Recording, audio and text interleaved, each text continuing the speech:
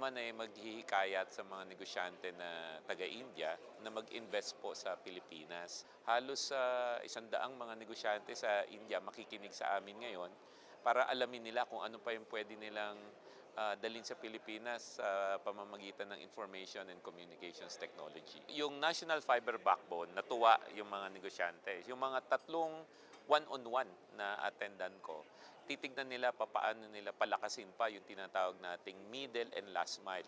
Baga, nakita nila meron na tayong backbone na fiber, paano naman nila dadalhin yan sa mga opisina, eskwelahan, health center at mga bahay-bahay sa Pilipinas.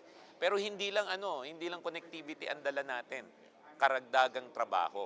At ang kagandahan po niyan, yung trabaho do sa BPO space. Alam nyo, India ang isa sa mga nangunguna sa BPO services sa buong mundo.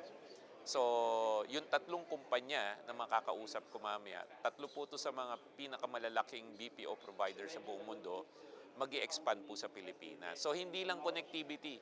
Kasama ng connectivity, trabaho. Sabi nga ng Presidente, gusto niya, konektado po tayong lahat.